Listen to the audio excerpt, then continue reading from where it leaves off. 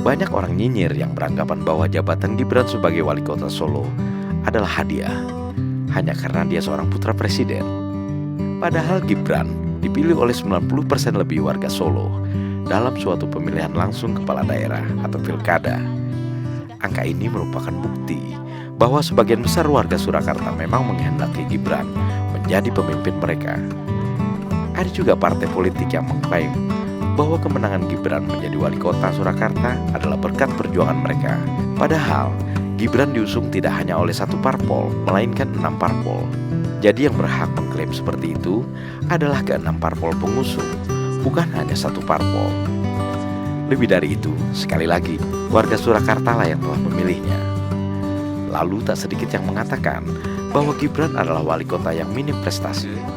Padahal hanya dalam waktu 2 tahun lebih, wali kota Surakarta periode 2021-2026 ini berhasil menorehkan sejumlah prestasi sehingga memperoleh banyak penghargaan. Program Gibran untuk memajukan kota Solo meliputi berbagai bidang, mulai dari infrastruktur, budaya, wisata, ekonomi, hingga kesehatan yang diwujudkan secara bertahap namun dalam tempo yang relatif singkat.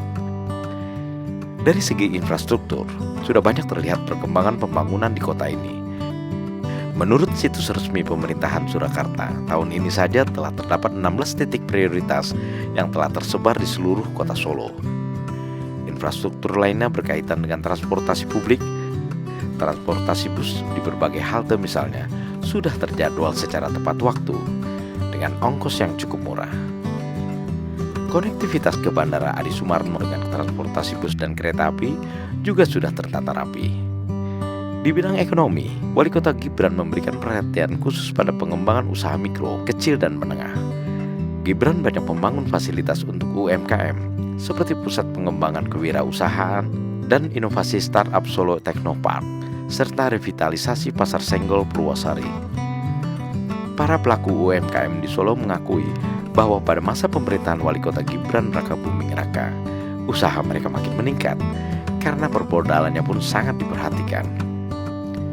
Keberhasilannya membina UMKM membuat Gibran mendapat pujian dari Dewan Ekonomi dan Sosial PBB karena dinilai sukses membuat kebijakan dalam memperkuat UMKM melalui digitalisasi sehingga bisa menjadi sumber ekonomi baru selama dan pasca COVID-19.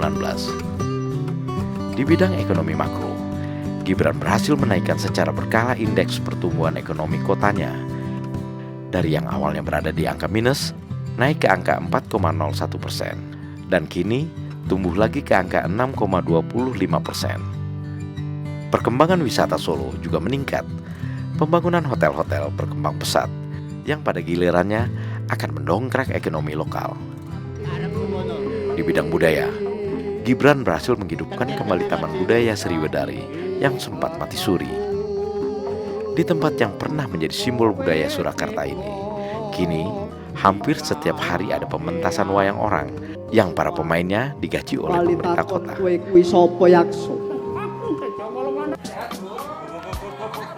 Di bidang kesehatan, beberapa program yang dijalankan Gibran selama menjabat wali kota Surakarta difokuskan pada pelayanan kesehatan pasca COVID-19. Program layanan kesehatan dan vaksinasi dikebut untuk mewujudkan masyarakat sehat. Itu hanya sebagian saja dari prestasi-prestasi yang berhasil diraih Gibran sebagai wali kota Solo. Sehingga ia pun dinilai sebagai salah satu wali kota terbaik di Indonesia. Ia pun memperoleh banyak penghargaan, di antaranya sertifikat Adipura kategori kota besar dari Kementerian KLH,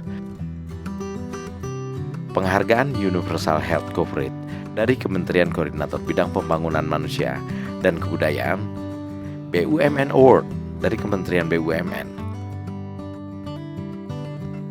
meraih penghargaan sebagai kota dengan kinerja terbaik dari Kementerian Dalam Negeri, serta menerima penghargaan opini wajar tanpa pengecualian dalam laporan keuangan pemerintah tahun anggaran 2022 dari Badan Pemeriksa Keuangan atau BPK, Perwakilan Jawa Tengah.